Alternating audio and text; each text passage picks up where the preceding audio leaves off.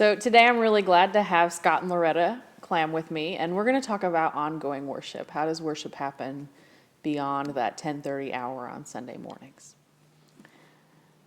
I think some of us grow up with a sense that worship happens on Sunday mornings. You know, that we go to church, we get dressed up, we show up at church, we sing songs, we go home, and we go back to kind of the routine of life.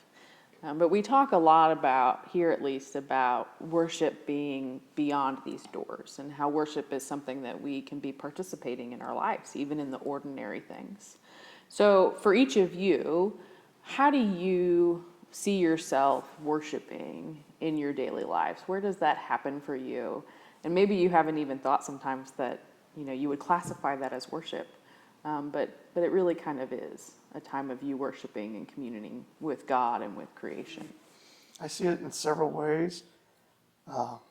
Much of the time I'm not able to get to that place, but when I can, what I like is through music, art, singing, humming, as I'm doing things around the house is one way I can make those connections. Besides a specific event where I'm playing maybe. I also feel a lot of that when I'm in doing physical things. Could even be, mowing the lawn, but more likely a physical event like doing a sport,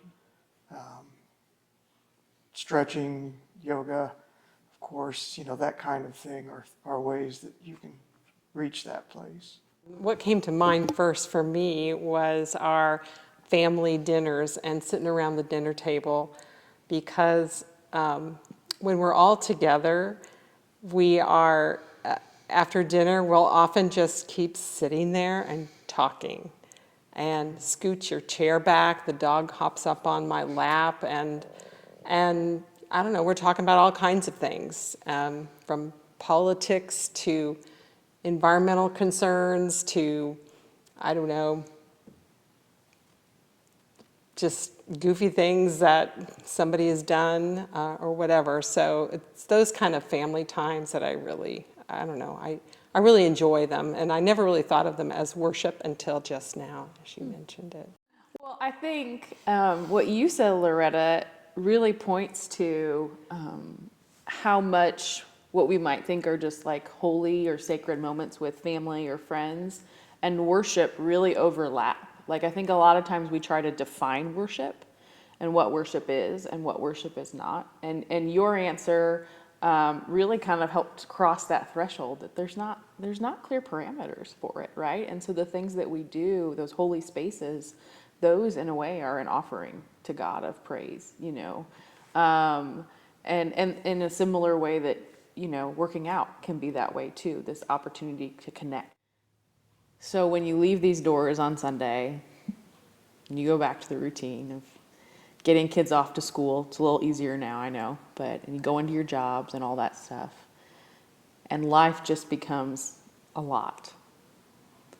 How do you disconnect from some of it to have those holy spaces that we might call worship or just a sacred moment or a thin space? But how do you disconnect?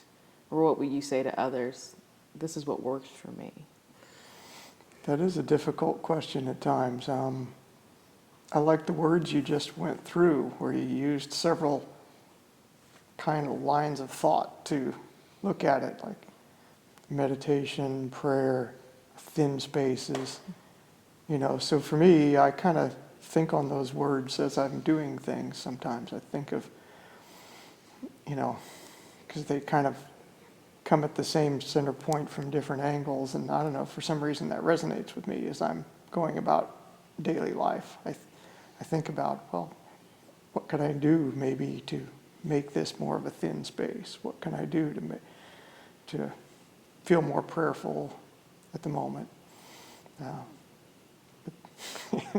It's a lot easier to say those words now and when we're talking about it than it is to do it in real life. Yeah, I think that being outside, connecting with nature is super helpful for me. Just picking up my dog and letting those oxytocin levels come up, you know. I think of them as a oxytocin generating machine, I guess, or something. But yeah, just doing those little things. I think having this conversation is going to help me probably today, this evening, to kind of disconnect a little better.